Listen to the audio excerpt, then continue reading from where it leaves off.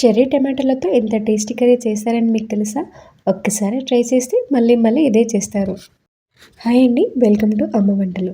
ఈరోజు చాలా సింపుల్‌గా కానీ చాలా టేస్టీగా ఉండే చెర్రీ టమాటోస్‌తో మసాలా కర్రీ ఎలా తయారు చేయాలో చూసేద్దాం. ముందుగా స్టవ్ పై ప్యాన్ పెట్టుకొని అందులో 2 టేబుల్ స్పూన్ల పల్లీలు వేసుకొని దోరగా వేయించుకోవాలి. ఇవి వేయించుకొని పక్కన పెట్టుకున్నాక ఒక టేబుల్ స్పూన్ కొబ్బరి ముక్కలు తీసుకొని వాటిని కూడా ఫ్రై చేసి పక్కన పెట్టుకున్నాక 2 టేబుల్ స్పూన్ల నువ్వులను కూడా తీసుకొని బాగా దూరగా ఫ్రై చేసి పక్కన పెట్టుకోవాలి. అదే ప్యాన్లో 1 టేబుల్ స్పూన్ ధనియాలు, హాఫ్ టేబుల్ స్పూన్ జీలకర్ర వేసి ఫ్రై చేసి పక్కన ఉంచుకోవాలి. ఇప్పుడు స్టవ్ పై కడాయి పెట్టుకొని అందులో 2 టేబుల్ స్పూన్స్ లేదా 3 టేబుల్ స్పూన్స్ ఆయిల్ వేసుకొని ఆవాలు జీలకర్ర వేసి ఫ్రై అయ్యాక ఆనియన్స్ వేసుకోవాలి. ఆనియన్స్ ఫ్రై అయ్యేలోపు మనము ఈ చెర్రీ టమాటోస్ని నేను చూపించిన విధంగా చిన్న ఘాటులాగా పెట్టేసుకొని పక్కన ఉంచుకోవాలి. ఇప్పుడు ఆనియన్స్ ఫ్రై అయ్యాక అందులో కరివేపాకు వేసి అది ఫ్రై అయ్యాక మనం ఇందాక చేసుకున్న పేస్ట్ ఉంది కదా, ఆ పేస్ట్ని ఇందులో వేసేసి వెంటనే దాన్ని మిక్స్ చేసేసేయాలి. ఈ మసాలా కర్రీస్కి ఎప్పుడైనా కానీ థిక్ బాటమ్ ఉన్న కడాయి కానీ వెజిల్ కానీ ఏదైనా కానీ థిక్ బాటమ్ ఉన్నది తీసుకుంటే అడుగంటకుండా గ్రేవీ అనేది మంచి టెక్స్చర్ తోటి వస్తుంది. సో ఇలా బాగా దగ్గర పడే వరకు ఇలా కలుపుతూ ఉండాలి. ఇలా కలుపుతూ ఉంటేనే గ్రేవీ అనేది చక్కగా వస్తుంది. ఇలా కొంచెం దగ్గర పడ్డాక మనం ఇందులో అల్లం వెల్లుల్లి పేస్ట్ 1 టేబుల్ స్పూన్ వేసుకోవాలి. అలాగే పసుపు 1 టీ స్పూన్ పసుపు, 2 టీ స్పూన్ల కారం వేసేసి ఇలా అడుగంటకుండా మిక్స్ చేస్తూనే ఉండాలి. ఇలా బాగా మిక్స్ చేసుకుంటూ గ్రేవీ ప్రిపేర్ చేసామనుకోండి, లాస్ట్‌కి ఎండ్ రిజల్ట్ అనేది చాలా బాగుంటుంది.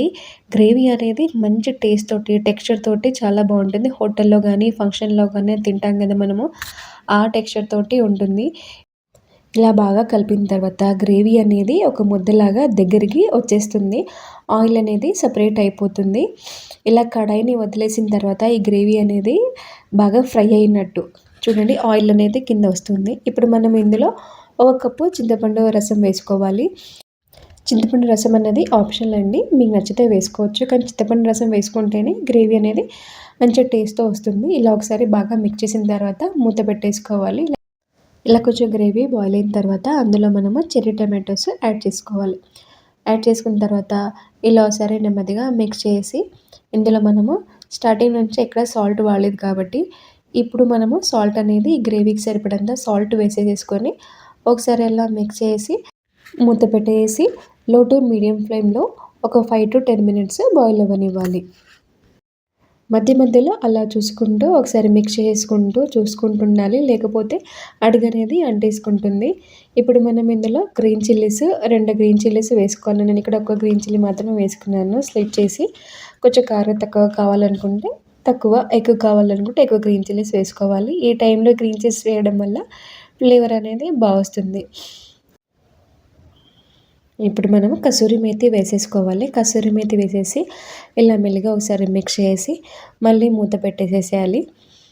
ఈ కర్రీ అంతా లో టు మీడియం ఫ్లేమ్లోనే అవ్వాలి. హై ఫ్లేమ్ అస్సలు పెట్టొద్దు మనము. హై ఫ్లేమ్ పెట్టేస్తే కర్రీ అనేది మాడిపోతుంది. టమాటోస్ అనేవి చక్కగా బాయిల్ అయిపోయాయి. మూత తీసి చూసేస్తే కర్రీ అనేది పర్ఫెక్ట్‌గా రెడీ అయిపోయినట్టే. టమాటోస్ బాయిల్ అయిపోయాయి, గ్రేవీ అనేది రెడీ అయిపోయింది మనకి. ఇందులో మనం కొంచెం కొత్తిమీర వేసేసుకొని మిక్స్ చేసుకుంటే కర్రీ అనేది పర్ఫెక్ట్ రెడీ అండి. ఈ కర్రీ అనేది రైస్ కానీ, చపాతీకి కానీ, రోటీకి కానీ చాలా బాగుంటుంది. మీకు ఎప్పుడైనా మార్కెట్‌లో ఈ చెర్రీ టమాటోస్ కనిపిస్తే తప్పకుండా ఈ కర్రీని ట్రై చేయండి. మీ ఇంట్లో వాళ్ళకి కానీ, మీ పిల్లలకి కానీ బాగా నచ్చుతుంది. మీకు ఈ రెసిపీ నచ్చినట్టయితే లైక్ చేయండి, షేర్ చేయండి, సబ్స్క్రైబ్ చేయడం మాత్రం మర్చిపోవద్దు. ఇలాంటి రెసిపీస్ కోసము మా ఛానల్ అమ్మ వంటలు ఫాలో అవ్వండి.